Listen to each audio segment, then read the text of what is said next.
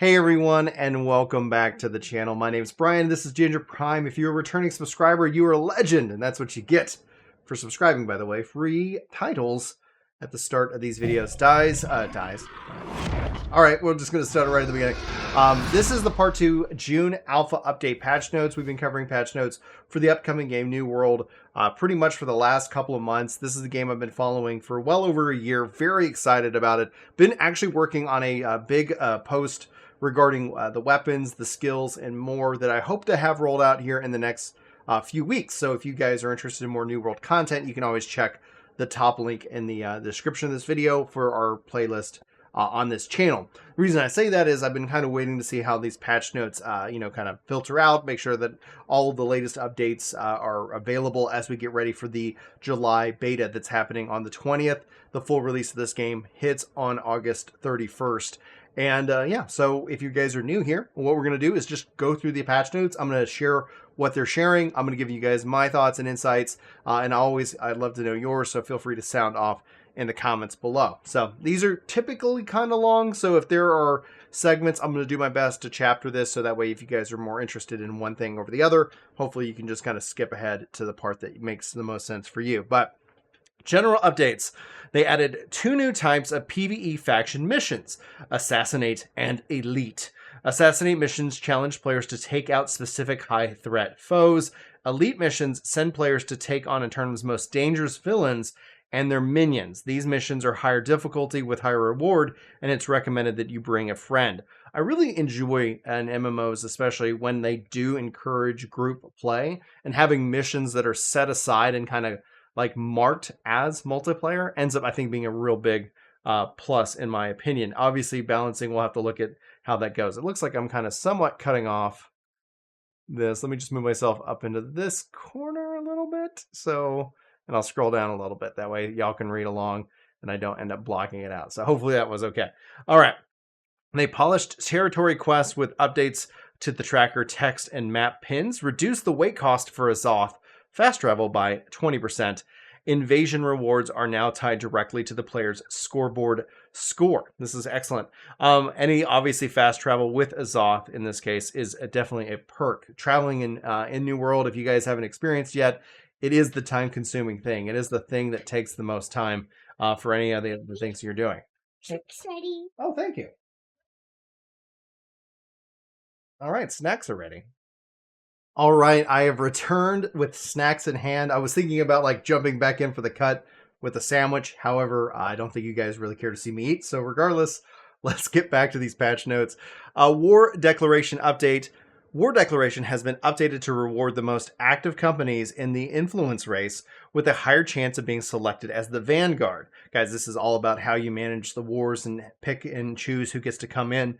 All companies with a faction, in a faction, are no longer eligible to declare war when a territory is thrown into a conflict state. To be eligible, a company must have contributed at least 10% of the total influence required to throw the territory into conflict. And now I start to, like, in a way, this starts to incentivize, obviously, groups, company groups coming together, playing together. So, like, smaller companies, I wonder if they'll end up getting absorbed, if they'll end up coming up with, like, kind of an alliance system at some point in the future. Anyway, we'll be sure to update you if that happens. In the unlikely event that no company contributes over 10%, any company will be eligible to declare war. The War Declaration button now indicates a company's eligibility to declare war.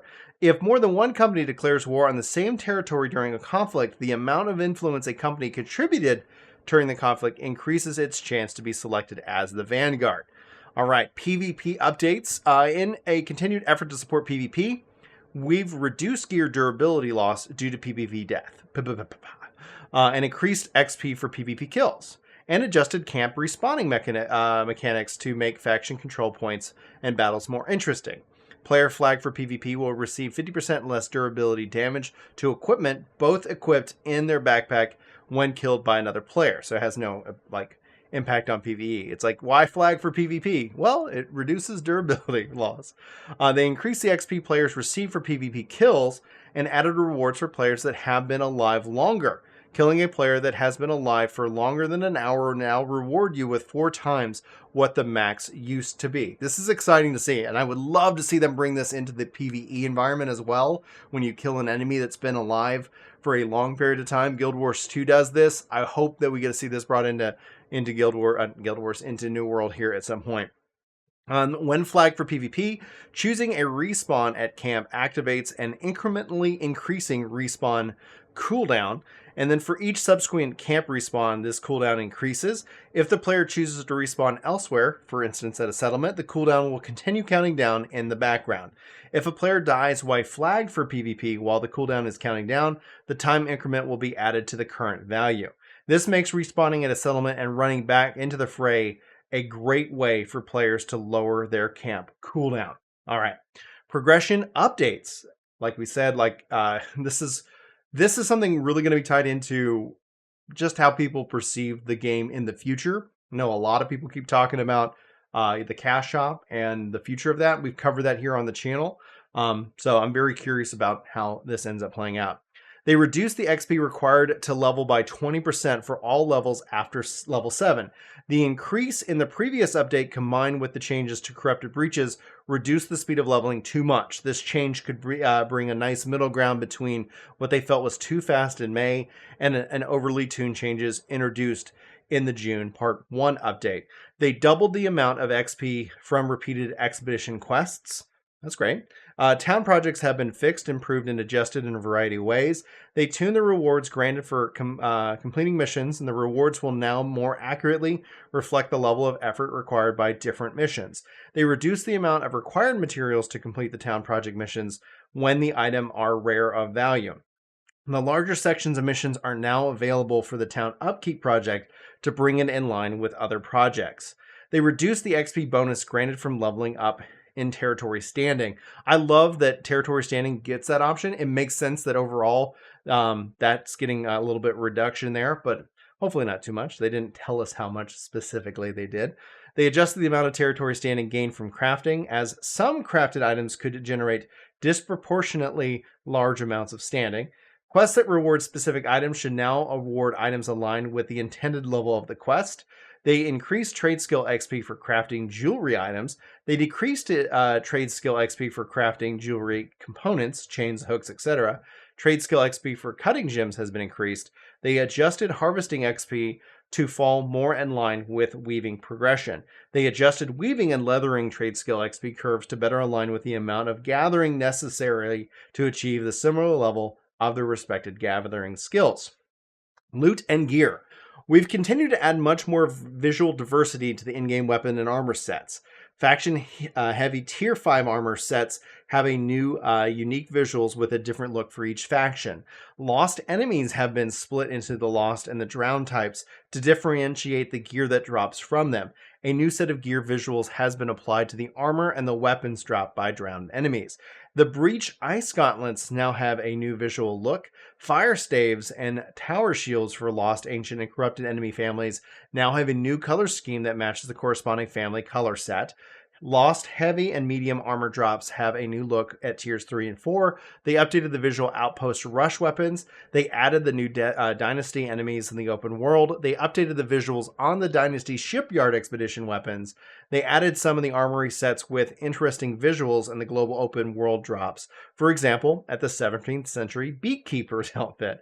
They updated visuals for the tier 5 weapons dropped by Elite Angry Earth and Elite Ancient enemies. You can see some of the new gear sets looking pretty fantastic here.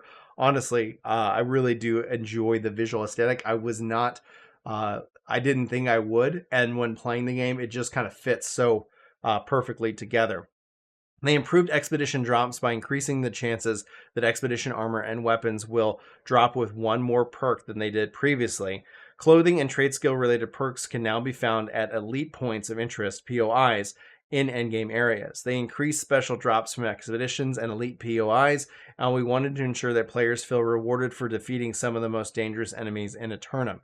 Specifically, they increased the drop chance of named enemies from expedition bosses and mini bosses. They added more equipment rolls to the elite points of interest chests.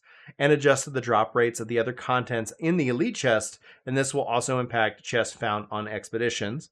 Expedition bosses will now drop a wider variety of higher quality of loot when defeated. They increase the drop rate for some of the named enemies in the open world. They slightly increase the drop rate for the items on the global named items list. And at least one gear drop from an expedition boss will guarantee a gear score increase, provided that the boss is powerful enough to grant that in the first place. They crafted and dropped armor can now roll skill perks. Players can now salvage gear that they received as drops into gold and repair parts. That's actually excellent. Before it was just primarily repair parts. And I kind of, anyway, that's a whole topic for another video. This will provide a new great source of income for players and ensure all drops have a base value. Resources gained from salvaging items drops have been removed. So if you guys aren't aware, like there isn't a vendor NPC, like everything kind of goes into the market itself. So breaking down items was a way of actually getting repair materials, which you'd get from just playing the game itself. And having that kind of break down into gold, I think ends up being a little bit of obviously funneling money, gold into the economy itself. So we'll have to see how that balances out with gold sinks in this case. We changed this to better balance salvage, and we felt that it gave much needed boost to the value of gathering and refining. We want to reward players who level up their trade skills, and previously it was too easy to get high-end materials by killing enemies and salvaging the gear itself. So that's kind of why they've made that change itself. Yeah, makes sense. Crafted trinkets now salvage into a lower tier, raw version of the gem used to craft them to better fit a change that enables any tier of trinket to use any tier of component that to craft it. I honestly, for this one, I think we're gonna have to go hands-on and kind of play around with the game itself and see ultimately how that feels. In an effort to tune the gold economy, we have made some changes to the faction shops. They removed family coatings from the faction shop, and then this changes the emphasis on acquiring them to craft. They added a special set of items to the faction shop that will enable players to change the attributes on their faction equipment to a selection of different allocations. The prices of all faction shop items have been adjusted to align with updated currency rates. Updated the epic armor quest by adding the ability to upgrade several pieces of the armor granted as quest rewards in the mid to late game. The requirements for earning the set in existing quests are spread out across 15 levels, and at the end of each quest, players are now granted the means to upgrade the lower level armor pieces to the power level of the final piece of the set. That's exciting. They tuned high water mark players' ability to earn items above their current gear score outcome rates and introduced a floor so items powerful level 60 plus enemies don't drop gear scores far below the power level. So having it's like, if you guys understand the concept of ceilings and floors, it's like here is the base minimum that something will roll on, and then essentially the ceiling would be here's the the top value that it can roll on as well. The tribal loyalty charm, an early game quest reward, now provides increased constitution instead of strength, so it is more universally applicable to its recipients while they're learning how attributes work and which play styles they enjoy. Regarding crafting and gathering, fishing updated piranhas, dragonfish, spear-toothed sharks, and stingrays to salvage into fish guts, with a chance to also grant an extra unique item for each fish that can be used in alchemy. They added the ability to combine lower tier gems into higher tier gems at the stone cutting station. Players can now use any tier of solvent when refining gems. They tune the repair kit crafting costs. Tier 2 through 5 now require 55 and all the way up to 350 repair parts to better align with the rate which we see players acquiring parts in the alpha. Tier 2 was increased from 40. Tier 3 stayed the same. Tier 4 lowered from 200, and Tier 5 was lowered from 400. So in this case, 400 to 350, etc. They could have probably, detailed that out a little bit cleaner, but it is what it is. A couple went up, most went down. Tier 2 through 5 now require 1, 2, 3, 3 individual craft mods, down from significantly higher amounts over the tiers. They reduced the wood requirement to make charcoal from 3 to 2. They increased the raw resource refining cost from Tier 4 and Tier 5 refined resources by 50% and 100% respectively. For instance, Star Metal Ignants now require 6 raw star metal instead of 4, and Auricylum, Ignants require 8 raw instead of 4. They increase the resource cost of crafting epic materials, Asmodium, by 1. They slightly increase the drop rates and quantities of gemstones found in standard ore veins, iron and star metal, and they remove the need to craft mods from the first tier of crafting trophies. This has been replaced with elemental essences. The normal and rarity of all crafting mods to uncommon, they normalized, Honing stones can now be crafted in bulk. Milk now has a chance to be found in any provisioning container in the world, with a higher likelihood to be found in Windward, Reekwater, and Brightwood. They removed foods granting trade skill bonuses from large provisioning containers. These containers will continue to drop finished meals of the hearth and mana recovery variety, but we believe health, not hearth, and change the places to be greater emphasis on either crafting these meals yourself or purchasing them from other players who have crafted them. And the quintessences are now at epic rarity. Titles and achievements. We've been working with the alpha community to refine and update the title system ahead of launch, and many players' feedback were that there were too many titles, and because of that display, a hard-earned title didn't feel special. Some titles have been removed, and most will be earned only by completing higher-level achievements. If you see someone with a title, you know that they've worked hard to unlock it. The title change UI has now a pronoun selector. You can decide if your character titles should be he, him, she, her, or they, them. And then when the text of the title allows it, they move titles down on the overhead nameplate to display on the same line as the character's current company if they have one. Players can now disable achievement notifications, and they added Steam achievements. Completing some of the in-game achievements will also grant Steam achievements. Regarding the UI, you have the intro cinematic just before the character creation has been updated with a new dialogue that better sets up the Captain Thorpe story. The main menu now includes more streamlined flow when a player enters without an existing character, leading them right to the world select. There is now a basic settings flow and initial character creation, which allows the user to choose common settings and adjust the screen brightness. The UI team focused on polish this release, fixing 259 bugs, and typing a direct message no longer makes a bubble.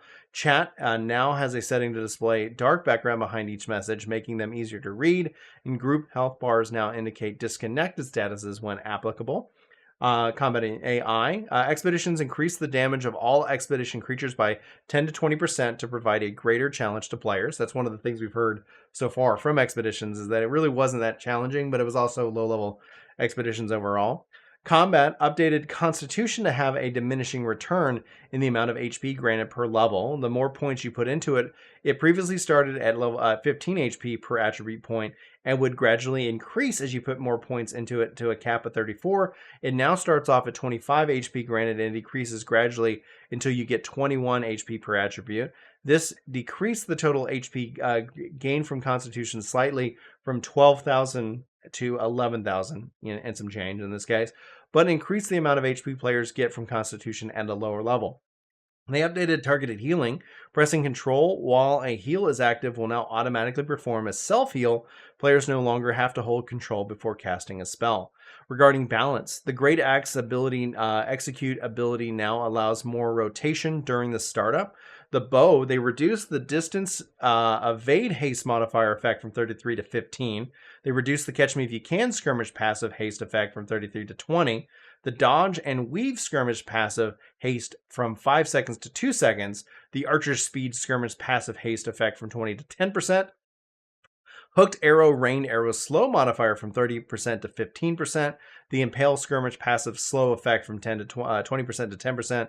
And the knee shot skirmish ultimate slow effect duration from 20% for 3 seconds to 10% for 2 seconds. The musket, they reduced the back it up trapper passive haste effect from 30 to 10, which seems somewhat in line in this case, but the bow is still a little faster. They reduced the musket sticky slow modifier from 20% to 15%. The life staff orb of protection now heals over time instead of granting in power. The sacred ground now has increased healing. Flash of light has increased base healing. They reduced the life staff balance per protector passive haste effect from 20% to 10%. The Ice Gauntlets, the wind chill updates, they remove pushback and increase damage 20% on the last 2 meters of the effective range. The first 5 meters still cause the pushback. The replaced Shatter upgrade with Chilling Blast, which increases the damage of the last 2 meters of the wind chill effect range by 25%. The Ice Shower updates, they increased Frostbite Bite's default duration from 1 second to 3 seconds after exciting the Ice Shower. I can't read that for some reason. Increase the duration of Enduring Shower from 6 seconds to 7 seconds. The replaced Shower Slush with Shattering Showers, and Shattering Showers Frostbite applies a rend to targets, reducing defense by 10%, and they reduce the range from 3 meters to 2 meters. The Fire Staff reduced the Fire Staff's combat speed Pyromancer passive haste effect from 20% to 10%. That's it for the patch notes, guys. This hopefully is informative, and it's setting yourself up for a really good time in the game when it launches here on the 31st of August, beta on the 20th, like I said at the start of the video. I'm working on a couple of videos, more deep dives, kind of really breaking down the skills, the abilities, and more here later on the channel. So hopefully you guys look forward to that. And yeah, just let me know if you guys have any questions, comments, concerns in the comments below. You can hit us up on Discord or follow us on Twitter. And thanks to all the members who support us over here on the channel. Their names are somewhere on this page right now. I really appreciate you guys. The ones in gold are at the highest tier membership, so I appreciate the supporting my family directly. And if you feel like dumping in on that, that starts at $1 a month. No pressure to do so. If you do have Amazon Prime and you feel like supporting the channel for free, you can always click the Twitch link in the description and go drop a Prime sub on us or any of those great streamers and content creators over on Twitch, that you like and enjoy. So that's your daily reminder of that. So guys, thanks for watching. Hopefully you enjoyed this video. If you did, leave it a like. If you didn't, hit that dislike button, and let me know if I can do better and how I can improve in the comments below. I look forward to your feedback, your questions, comments, and all that. But for Ginger Prime, my name's Brian. Thanks for watching. Hopefully you have a fantastic day. Hopefully I see you in my next video, but until then, take care.